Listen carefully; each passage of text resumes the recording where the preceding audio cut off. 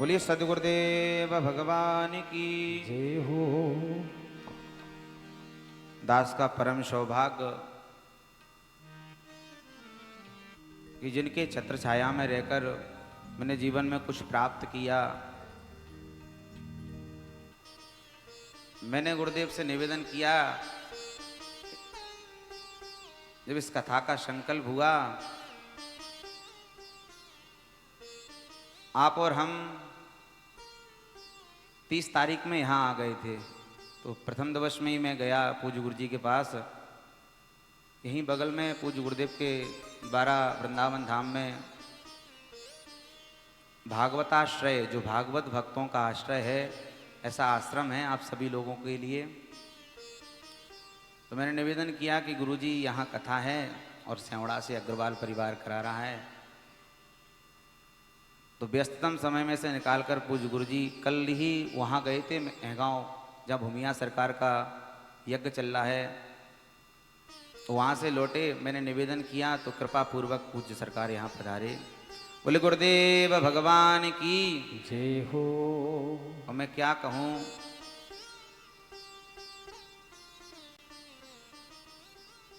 मेरा जो जीवन है, माता पिता तो जीवन में जन्म देते हैं और आपको इस योग्य बनाते हैं, लेकिन गुरु की जब छत्र छाया मिलती है तो आप जीवन में जीना सीखते हो। गुरु का अर्थ ही है जो आपको अंधकार से प्रकाश की ओर ले जाए। मैं तो निरंतर सेवा में रहता हूँ, बहुत बड़ी कृपा है। मैं आप लोगों को कथा तो सुना रहा हूँ, लेकिन गुरुदेव आ गए तो मेरे, क्योंकि जो भी जूठन है वो सब गुरुदेव की है। दास की कुछ ऐसी सब कृपा है सरकार की। वैसे वृंदावन धाम में आप लोग कथा सुन रहे हैं। अब आज विश्राम दिवस भी है कथा का। तो मैंने तो बार बार कहा था आपसे कि बिहारी जी की महफिल को बिहारी जी ही सजाते हैं और वृंदावन वो ही आते हैं जिन्हें बिहारी जी बुलाते हैं। तो वृंदावन में कथा भी आप लोग करा रहे हैं और इस कथा के विश्राम दिवस में पूज्य गुरुदेव भगवान का आगमन हो गया। वे साक्षात बहुत बड़ी कृपा है। तो मैं आपको बता रहा था कि प्रसाद में 3 शब्द आते हैं। आप भगवान को भोग लगाते हो, उसमें 3 शब्द हैं, प्रा, सा और दा। प्रा का अर्थ होता है साक्षात प्रभु और सा का अर्थ है साक्षात और दा का अर्थ है दर्शन। जिस वस्तु में साक्षात प्रभु का दर्शन है वही है प्रसाद।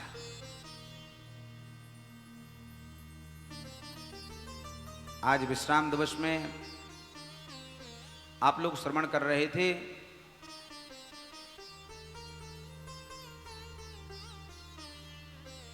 भगवान श्री कृष्ण के 3 ही मित्र हुए हैं जीवन में। मैंने कल भी बताया था, श्री उद्धव जी महाराज, अर्जुन और सुदामा जी, जिनकी कथा आज आप लोग श्रवण करेंगे। आइए सर्वप्रथम श्री पूज्य सरकार श्री सद्गुरुदेव भगवान के चरणों में प्रणाम करें, क्योंकि मेरी वाणी से तो कुछ निकल ही रहा है। इसलिए गुरुदेव हमको तो आप लोग जो भी है सुन ही रहे हैं, लेकिन पूज्य गुरुदेव भगवान के द्वारा कुछ आशीर्वाद प्राप्त हो, क्योंकि ये मेरा परम सौभाग्य है और आप लोगों का सचमुच परम सौभाग्य है। बोलिए सद्गुरुदेव भगवान की जय हो। एक बार प्रेम से कहेंगे राधे राधे। हाँ, अब लग रहा है कि आप लोग मुस्कुरा रहे हैं, क्योंकि मुस्कुराइए कि आप लोग वृंदावन में हैं। गुरुदेव भगवान के द्वारा श्री राधे राधे श्री राधे। नौमीड्यते भ्रवपुषे तडिदम्बराय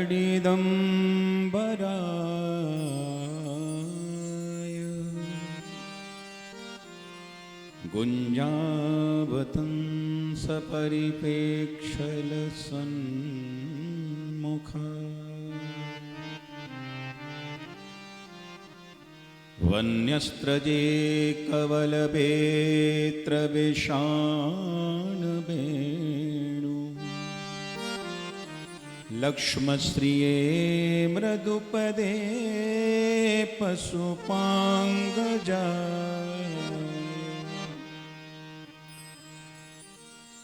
श्री राधे मेरी स्वामिनी मैं राधे जो को दास जन्म जन्म मोहि दीजियो श्री वृंदावन को बास। श्री कृष्ण गोविंद हरे मुरारी हे नाथ नारायण वासुदेव श्री कृष्ण गोविंद हरे मुरारे हे नाथ नारायण वासुदेवा श्री कृष्ण गोविंद हरे मुरारे हे नाथ नारायण वासुदेव श्री कृष्ण गोविंद हरे मुरारे हे नाथ नारायण वासुदेवा हे नाथ नारायण वासुदेव हे नाथ नारायण वासुदेवा हे नाथ नारायण वासुदेव हे नाथ नारायण वासुदेवा श्री कृष्ण गोविंद हरे मुरारे हे नाथ नारायण वासुदेव श्री कृष्ण गोविंद हरे मुरारे हे नाथ नारायण वासुदेव। बोलो भक्तवत्सल भगवान की जय हो लाडली लाल की जय हो श्री राधा वल्लभ लाल की जय हो वृंदावन धाम की जय हो श्री व्यास जी महाराज की जय श्री हो परीक्षित जी महाराज की जय हो जय जय श्री राधे। हमारे राधा वल्लभ लाल कावांगमय स्वरूप श्रीमद् भागवत महापुराण को बारंबार प्रणति निवेदित करते हुए व्यासपीठासीन हमारे परम आत्मीय हमारे परम शिष्य जो हमारे बहुत प्रिय हैं आचार्य श्री आशीष कृष्ण जी महाराज। अब नाम ही आशीष है तो निश्चित रूप से ये आशीष ही जीवन में प्राप्त कर रहे हैं और इनकी ये बहुत सहजता है और ये बहुत सरलता है जो अपने गुरु जी को इतना महत्व देते हैं। आज के समय में शिष्य कम गुरु ज़्यादा हो गए हैं। आज की सबसे बड़ी विडंबना ये है कि शिष्य तो बहुत मिलेंगे लेकिन समर्पित मिलना ये अपने आप में बहुत बड़ी बात है। तो हमारे ऐसे समर्पित शिष्यों में से एकमात्र ये एक ऐसे शिष्य हैं जो कहीं ना कहीं हमारे राधा वल्लभ लाल की कृपा से ओतप्रोत हैं एवं भागवत धर्म का प्रचार प्रसार भी कर रहे हैं। तो मुझे आज आकर के यहाँ बहुत प्रसन्नता हुई। मैं भी प्रथम बार, कथाएं तो हमारे आशीष जी ने बहुत करी हैं, पर पहली बार मुझे शुभ अवसर आने का प्राप्त हुआ। और मैं कल YouTube पे ज़रूर सुन रहा था, जब मैं रास्ते में जा रहा था तो YouTube पे सुन रहा था। आप सब लोग इतने आनंदित हो रहे हैं, आह्लादित हो रहे हैं, तो निश्चित रूप से ये साधारण पीठ नहीं है। व्यासाय विष्णु रूपाय व्यास रूपाय विष्णवे। एक विशेष निवेदन करूं। चलिए पहले व्यासपीठ को नमन करते हुए हमारे जो कथा के मुख्य आयोजक हैं, आयोजक को और उनके परिवार को भी बहुत बहुत साधुवाद। आए हुए सारे भक्तों को जो यहाँ विराजमान है सबको साधुवाद है। और राधा वल्लभ लाल जी के चरणों में यही प्रार्थना है कि जिस प्रकार आप वृंदावन में आके भागवत कथा रूपी इस भगीरथी में अवगाहन कर रहे हैं, स्नान कर रहे हैं, तो ठाकुर जी आपको हमेशा ऐसे ही गोते जीवन भर लगवाते रहें और आपकी सारी मनोकामना पूर्ण कराते रहें। खूब भक्ति आपको ठाकुर जी प्रदान करें। और हमारे सुंदर स्वरों के माध्यम से ये सरस्वती के वरद पुत्र हैं, सभी हमारे संगीतज्ञ, बड़ा मधुर इनका गायन है, बड़ा सुंदर वादन है, बहुत बहुत इनको भी साधुवाद है। तो मैं निवेदन कर रहा था, पहली बात तो आप जितने भक्त बाहर से आए हैं सभी सौभाग्यशाली हैं। केवल सौभाग्यशाली नहीं, परम सौभाग्यशाली हैं कि जिस धरा पर बैठ कर के आप कथा को श्रवण कर रहे हैं, ये साधारण भूमि नहीं है, इसका नाम है ब्रज। जहां ब्रह्म की रज हमें प्राप्त होती है उसको कहते हैं ब्रज। हमारे विद्वानों ने ब्रह्म रज को देखा कि यह शब्द थोड़ा ज्यादा लंबा हो रहा है, ब्रह्म रज, तो सोचा कि ये ज्यादा लंबा होगा, लोगों को सुनने में अटपटा लगेगा, तो उन्होंने 2 शब्दों में ही इसकी महिमा गा दी। ब्रह्म का पहला शब्द और रज का आखिरी शब्द दोनों को जोड़ दिया, नाम हो गया ब्रज। तो आप ब्रज वसुंधरा में बैठे हैं और ये वो वसुंधरा है जहां श्री ठाकुर जी बरहा पीड़म नटवर बपु कर्णयो कर्णिकारम बिभ्रदवासः कनक कपिशं वैजयंतीं च मालां रंध्रान वेणुर अधर सुधया पूरयन गोपवृंदैः वृंदारण्यम श्वपद रमणम प्राविशद गीत कीर्ति। ठाकुर जी इस भूमि में रमण करते हैं। आप और हम तो चप्पल पादुका भी डाल लेते हैं, पर श्रीमद् भागवत में वर्णन है कि 11.5 वर्ष तक ठाकुर जी ब्रज में जब तक वृंदावन में रहे, ठाकुर जी ने चरण पादुका नहीं पहनी। प्रेम से कहिए राधे राधे। यानी वृंदावन की भूमि इतनी पवित्र है कि ठाकुर जी ने चप्पल नहीं डाली, ठाकुर जी ने पादुका नहीं पहनी। ये वृंदावन की भूमि जहां आप लोग बैठे हो। तो हमें लगता है कि आयोजक परिवार का निश्चित कोई ऐसा सुकृत, ऐसा कोई पूर्व जन्म का पुण्य उदय हुआ है, और ये एक जन्म का नहीं, जन्मांतरे भवेत पुण्यम तदा भागवतम लभेत। हमारे कई जन्म जन्मांतर के जब पुण्य एकत्रित होते हैं तब वृंदावन धाम में आकर के हमें कथा श्रवण करने का अवसर मिलता है। हमें लगता है माता जी आयोजक हैं, हाँ वाह। तो माता जी आप तो ये मानो कि ठाकुर जी ने अपनी गोद में ही बिठा के आपको कथा सुनाई है। आपका जो सौभाग्य है तो निश्चित रूप से आपके पितरों का, आपके गुरुजनों का और ऐसे आचार्यों का आशीर्वाद आपके जीवन में है। और वो जब सारा आशीर्वाद एक साथ फलित होता है तब आकर के हम कथा का आनंद वृंदावन में प्राप्त कर सकते हैं। तो आप बड़े बड़े भागी हैं, सद्भागी हैं। दूसरी बात,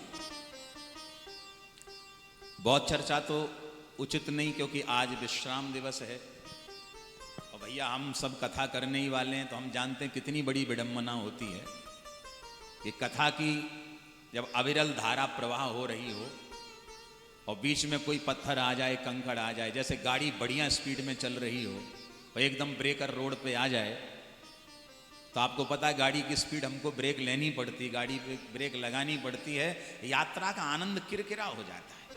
फर्स्ट क्लास गाड़ी चल रही हो, एक्सप्रेस वे पे दौड़ रही हो और एकदम ब्रेकर आ जाए तो विडंबना है। तो हमें लगता है कि व्यास जी इतनी बढ़िया मधुर कथा आपको सुना रहे हैं और ऐसी बढ़िया जो है एक्सप्रेस वे पे गाड़ी दौड़ रही है और ब्रेकर के रूप में हम आ गए। कहीं ना कहीं गाड़ी में ब्रेक लग गई लेकिन अब एक बात और है, वैसे तो कथा के मध्य ज़्यादा बोलना उचित नहीं होता, ठीक नहीं होता, लेकिन व्यासपीठ से अगर आज्ञा हो तो उस आज्ञा को स्वीकार न करना भी कहीं ना कहीं अपराध है। तो व्यास जी की आज्ञा ऐसी हुई है कि थोड़ा सा आशीष वचन आपको श्रवण कराया जाए, तो बहुत ध्यान से सुन लें एक बार। शास्त्रों में एक बहुत चर्चा आती है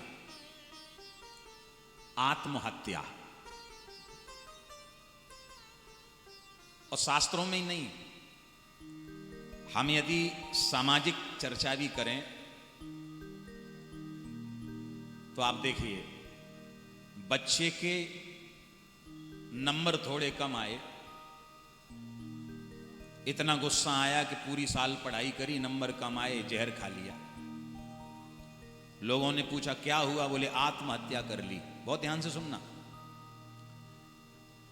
सास ने बहू को थोड़ा डांट लगा दी, बहू को बड़ा गुस्सा आया, पेट्रोल डाल के आग लगा ली। क्या हुआ, बोले आत्महत्या कर ली। घर से परेशान होकर के व्यक्ति गाड़ी के आगे सामने ट्रेन के नीचे खड़ा हुआ और कट गया। क्या हुआ, बोले आत्महत्या कर ली। अच्छा एक बात बताओ, क्या आत्मा की हत्या होती है? सच बताना, आत्मा की हत्या कभी होती है क्या? नहीं होती। आत्मा की हत्या नहीं होती। जहर खाना शरीर की हत्या है, फांसी पे लटक जाना शरीर की हत्या है, गाड़ी के नीचे आके कट जाना शरीर की हत्या है, आत्मा की हत्या नहीं। तो फिर आत्महत्या शब्द क्यों कहा गया, किस लिए कहा गया? पर प्यारे एक बात कहें, आत्मा की भी हत्या होती है, पर होती कैसे? जहर खा के नहीं, गाड़ी के नीचे दब के नहीं, फांसी पे लटक के नहीं, आग लगा के नहीं। तो आत्महत्या कैसे होती है? आत्मा की हत्या किस प्रकार होती है? आत्मा की हत्या क्या है, सुनो। बड़े भाग्य मानुष तनु पावा, सुर दुर्लभ सद ग्रंथ निगावा। बड़े भाग्य मानुष तनु पावा, सुर दुर्लभ सद ग्रंथ निगावा। साधन धाम मोक्ष करि द्वारा, साधन धाम मोक्ष करे द्वारा, साधन धाम मोक्ष करि द्वारा। साधन धाम मोक्ष करे द्वारा। पाई न जेहि पर लोक संवारा, पाए पर लोक सवारा, पर लोक संवारा, लोक सवारा।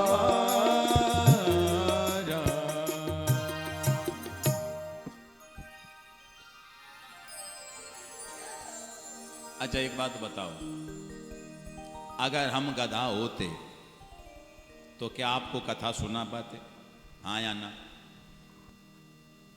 आप कुत्ता होते तो क्या कथा सुन पाते? विचार करने की बात है कि नहीं? कुत्ते का शरीर, गधा का शरीर, बैल का शरीर पुण्य से नहीं, निश्चित आपके किसी कर्म बिगड़ने से प्राप्त होता है। और जो शरीर आप लोग लेके बैठे हो, हम लोग लेके बैठे हैं, इसके लिए कितनी बढ़िया बात लिखी गई है। बड़े भाग्य मानुष तनु पावा। और ये साधारण शरीर नहीं है, साधन धाम मोक्ष करे द्वारा। साधनों का धाम है और मोक्ष का द्वार है। इसी शरीर से मोक्ष प्राप्ति हो सकती है, अन्य शरीर से नहीं। तो मोक्ष की प्राप्ति के लिए आपको यह शरीर धारण करना ही पड़ेगा। अब समझ लीजिए आत्महत्या क्या है। ये इतना सुंदर शरीर भगवान ने आपको दिया, और इतना सुंदर शरीर पाके भी यदि आप भजन नहीं कर रहे हैं, आप कथा नहीं सुन रहे हैं, और आप अपना मोक्ष नहीं करा पाए दुनिया में आके, तो आपने समझ लो जीते जी अपनी आत्महत्या कर ली। प्रेम से कहो राधे राधे। शास्त्रोक्त दृष्टि से यही आत्महत्या है। दूसरी बात, आप सभी कथा का आनंद ले रहे हैं।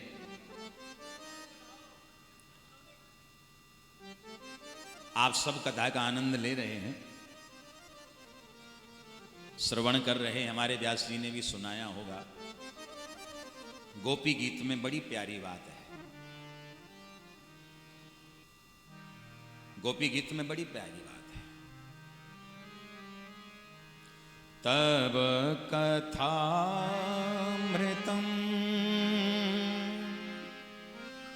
तप्त जीव जीवनम कविभिरीडितं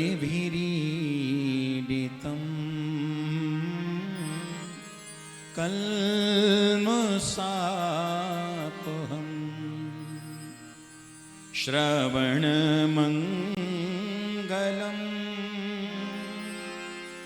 श्रीमदाततं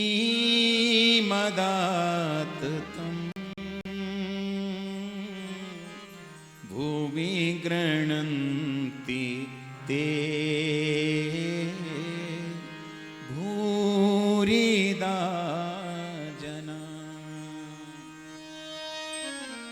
ये जो आप कथा सुन रहे हैं, इस कथा की महिमा क्या है? बोले श्रवण मंगलम। इसके श्रवण करते ही हमारा मंगल होता है। कथा श्रवण करने से क्या होता है? हमारा मंगल होता है। श्रवण मंगलम। दूसरी बात, कथा श्रवण करने से हमारे जितने भी कलमश हैं, कलमश मीन्स पाप, सारे पाप ध्वस्त और नष्ट हो जाते हैं। कलमशाप हम। और गोपियां कहती ये बात हम नहीं कह रही, तो बोले कवि भिरीडितम, कवि ही इरीडितम। कई कवियों ने इस बात को कहा कि भगवान की कथा अमृतपान करने से हमारे जीवन के ताप संताप समाप्त हो जाते हैं। अच्छा, एक चीज और, श्रोताओं की सब प्रशंसा करते हैं। हमारे व्यास जी हैं, ये कथा करेंगे तो ये प्रशंसा करेंगे, हम होंगे तो हम भी करेंगे। और श्रोताओं को हम लोग एक ही बात कहते हैं, कथा सुनने से मंगल होगा, कथा सुनने से ये मिलेगा, कथा सुनने से वो मिलेगा, कथा सुनने से ऐसा होगा, कथा सुनने से वैसा होगा। वो लोग करते हैं कि नहीं? अच्छा, हम लोगों ने सोचा हम लोग क्या लटके ही रह जाएंगे? श्रोताओं की प्रशंसा सब करते हैं, लेकिन वक्ताओं की प्रशंसा नहीं। हमारी कोई प्रशंसा नहीं करता। भाई आपकी तो सब कर रहे हैं, भैया आपने कथा कराई, निश्चित बैकुंठ आपका पक्का। आपने कथा कराई तो निश्चित रूप से आपको खूब आनंद देंगे ठाकुर जी। और जो कर रहे हैं, जो सुना रहे हैं, उनका क्या? पर दुनिया ने हमारे लिए कुछ कहा हो या न कहा हो, लेकिन गोपियों ने हमारी लाज रखी। और गोपियां कहती हैं, भुवि गृह्णन्ति ते भूरिदा जना। जो भगवान के कथामृत को समाज में बांटता है, जो भगवान की कथा सबको श्रवण कराता है, जो भगवान की कथा का दान करता है, उससे बड़ा दानी संसार में कोई नहीं हो सकता। तो एक बात हम जरूर कह दें, यजमान कितना भी खर्च कर ले, कितना भी दान कर ले, पर बुरा मत मानना, आपकी इतनी क्षमता नहीं कि आप भागवत के एक श्लोक का भी मूल दे सको। बोलो राधे राधे। इतनी क्षमता नहीं है आप में, कितना भी धन खर्च कर लेना कथा में, आयोजनों में, लेकिन आपकी इतनी क्षमता नहीं कि आप श्रीमद् भागवत कथा के एक श्लोक का भी मूल्य दे सको। पर धन्य है कथा करने वाले, जो साधारण कथा नहीं करते, कथा सुना के शब्द ब्रह्म के द्वारा, आपके कानों के द्वारा ब्रह्म को आपके हृदय में स्थापित करते हैं, और ऐसा कथा रस आपको पान कराते हैं कि वही शब्द ब्रह्म एक दिन साक्षात बांके बिहारी के रूप में हमारे हृदय में प्रकट हो जाता है। ये कथावाचकों की कृपा है। तो भैया श्रवण मंगलम, इतनी मधुर यहाँ कथा हो रही है। तो ये वृंदावन का ही वातावरण है, यहाँ छोटी छोटी जगह में कथा हो जाती है। हाँ, हम लोग पंडाल में कथा करें तो 20-20 हजार लोग बैठ के सुनते हैं, लेकिन अब वही कथा करके जब वृंदावन में आए तो 4 आदमी भी बैठे तो वो बड़ो आनंद आवे महाराज यहाँ तो। हाँ, कई हमारे आश्रम में कथा कराए हुए आवे जजमान लोग, बोले गुरुजी कथा करनी है, कितने लोग आएंगे? बोले 20 ही आएंगे। वो 20 ही हमारे लिए 20,000 के बराबर है। ये वृंदावन की महिमा है कि यहाँ छोटी सी छोटी जगह में कथा हो जाती है और कम से कम खर्चे में कथा हो जाती है। और सबसे बड़ी बात है कि जो फल आपको आपके घर में कराने से प्राप्त नहीं होता, उससे 10 गुना ज़्यादा फल आपको वृंदावन धाम में कराने से प्राप्त हो जाता है। और अत्यधिक चर्चा न करते हुए मैं बहुत अच्छी बात आपसे कहूँ, हमारे बड़े परम आत्मीय आचार्य आशीष जी बहुत अधिकारी वक्ता हैं और बहुत मेहनत कर रहे हैं, ऐसा नहीं, बहुत प्रयास कर रहे हैं। और निश्चित रूप से ये वक्ता तो अच्छे हैं ही, स्वभाव से भी बहुत बढ़िया हैं, हमारे प्रिय हैं, इसलिए हम ये बात नहीं कह रहे हैं। आप सबके मध्य भी रहते हैं तो आप सब इनके स्वभाव से परिचित हैं, बड़े मधुर स्वभाव के हैं। ठाकुर जी इन्हें दिनों दिन खूब ऊंचाइयों की ओर ले जाएं, खूब ठाकुर जी इनकी वाणी से अपना गुणानुवाद गवाएं और आप सबको खूब श्रवण करवाएं। तो बहुत बहुत साधुवाद मैं देता हूँ, बहुत बहुत आशीर्वाद देता हूँ। और यजमान जो हमारे आयोजक हैं, हमारी मैया, इनको भी बहुत बहुत आशीर्वाद है। आए हुए सारे भक्तों को बहुत बहुत आशीर्वाद है, सभी को आशीर्वाद है।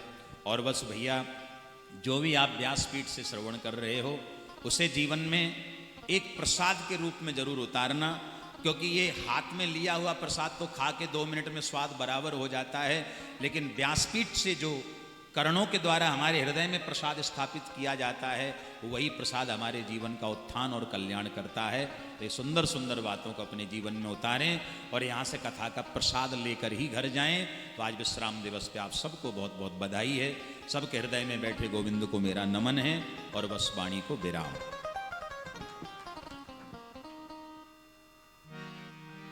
बोलिए सदगुरुदेव भगवान की। अरे जयकारा तो सही से लगाइए। बोले गुरुदेव भगवान की। हम सबका परम सौभाग्य वृंदावन धाम में परीक्षित जी को कथा कराने का सौभाग्य मिला और मुझे कथा करने का सौभाग्य मिला।